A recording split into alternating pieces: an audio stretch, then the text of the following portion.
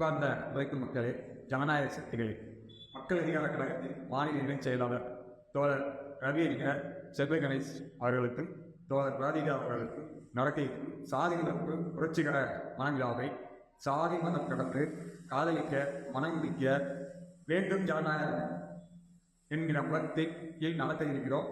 இந்த மனவிழாவில் தமிழ்நாடு, புதுச்சேரி முழுவதிலும் இருந்து பல்வேறு ஜனநாயக சக்திகள், சாதி போராளிகள் கலந்து கொள்ள இருக்கின்றனர், சிறப்புரையாகவும் இருக்கின்றனர். இந்த மனவிழாவிற்கு குடும்பத்தினர் மற்றும் நண்பர்களுடன் அனைவரும் பங்கேற்குமாறு மக்கள் அதிகார கழகம் சார்பாக அழைக்கின்றோம். சாதி கடந்து மதம் கடந்த உழைக்கும் மக்களின் ஒற்றுமையை தடுப்பதுதான் சாதி வெறி, மதவெறி, இனவெறி வெளிப்படாமல். சாதி கடந்த மதம் கடந்த உழைக்கும் மக்களின் ஒற்றுமையை தடுப்பதுதான் சாதி வெறி, மதவெறி, இனவெறியின் வெளிப்பாடுகளாகும்.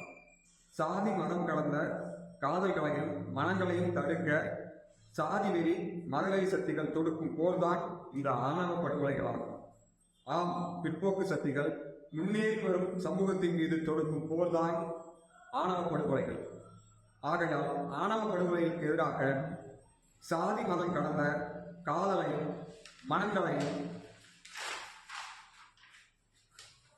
ஊக்குவிக்கும் ஒரு பண்பாட்டு போர் இன்றைய காலத்தின் தேவையாகும்.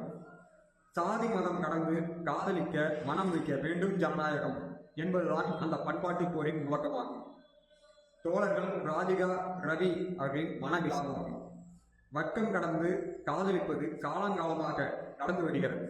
சாதி, மதம், இனம், மொழி இவற்றை கலந்து காதலிப்பதும் மனம் முடிப்பதும் அவ்வாறே மக்களிடம் நிலவும் பிற்போக்கு சிந்தனைகளும் பிற்போக்கு பழக்க வழக்கங்களும் தான் காதலை தடுப்பதன் பொது உத்தியாகும். ஆனால் இன்றைய காலத்தில் தலித் மக்கள் மீதும், இஸ்லாமிய மக்கள் மீதும், பழங்குடி மக்கள் மீதும் தொடுக்கப்படும் தாக்குதல்களும் ஆணவ படுகொலைகளும் அவற்றின் தொடர்ச்சி மட்டுமல்ல, சாதி மாறி காதலிப்பதை மனம் முடிப்பதை தந்தையும் தாயும் ஏற்றுக்கொண்டாலும் உற்றார் உறவினர் ஏற்றாலும் இவர்களெல்லாம் மீறிய சில சக்திகள் காதல் மனங்களை காவு கொடுக்க கோருகின்றனர். அவைதான் ஆதிக்க சாதி சங்கங்கள், RSS சங்க பரிவாரங்கள். தற்கால சாதி வெறி, மதவெறி தாக்குதல்கள் அனைத்திலும் இப்பயங்கரவாத சக்திகள் தான் ஆணிவேர்களாக இருப்பதை நாம் பார்க்க முடியும். ஆகையால் தற்கால சாதி வெறி, மதவெறி தாக்குதல்களும் ஆணவ படுகொலைகளும் ஆதிக்க சாதி சங்கங்களால், RSS சங்க பரிவாரங்களால் உழைக்கும் மக்கள் மீது தொடுக்கப்படும் சமூக பண்பாட்டு போராட்டம். அழிந்து வரும் காடுகளில் இருந்தும் நசிந்து வரும் தொழில்களில் இருந்தும் மாறி வரும் சமூக சூழலின் விளைவாக நகரங்களுக்கு குடியேறுகின்றனர் மக்கள். தம் பெற்றோரின் கடின உழைப்பாலும் சொத்துக்களை விற்றும் கல்வியை பெறுகின்றனர் இக்கால இளம் தலைமுறையினர். தம்மை போல நகரங்களை நோக்கி வந்த சக உழைக்கும் வர்க்கத்தினருடன் சாதி, மதம், இனம், மொழி கடந்த ஒன்று கூடி வாழ்கின்றனர். இந்த சமூக வளர்ச்சியின் அங்கமாக தொடர்ச்சியாகவுமே சாதி, மதம், இனம், மொழி கடந்த காதல்களும் மனங்களும் அரங்கேறுகின்றன. இக்காதல்களும் மனங்களும் உழைக்கும் மக்களின் இயல்பாகும், ஜனநாயக சமத்துவ உணர்வாகும். எளிமையாக சொன்னால் சாதி, மதம், இனம், மொழி என வேறுபாடுகளான பிறப்பின் அடையாளங்கள் கரைந்து சமத்துவத்தின் உணர்வுகளில் உழைப்பின் அடையாளங்கள் கரையேறுகின்றன.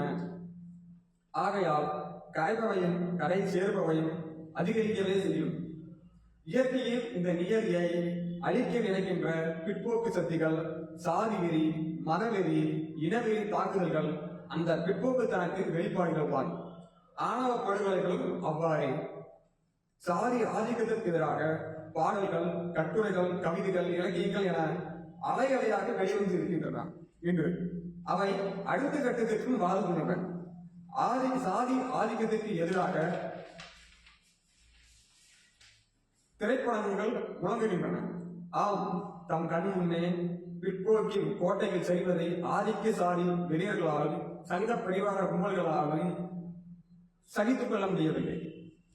சாதி வெறியர்களும் மத வெறியர்களும் நேர்மறையில் எதையும் சொல்ல முடிவதில்லை. ஆண்ட பரம்பரை, இந்து பண்பாடு என்று அழிந்து வரும் அடையாளங்களையே நிகழ்த்துகின்றன. நாடக காதல், லவ் ஜிகாத் என பொய் பிரச்சாரங்கள் செய்கின்றன.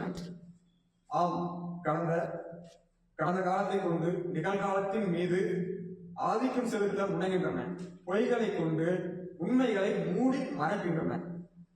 அந்த பிற்போக்கின் வீராவேசம்தான் வெட்டறிவாளை தூக்கும் கோழைத்தனமாகும்.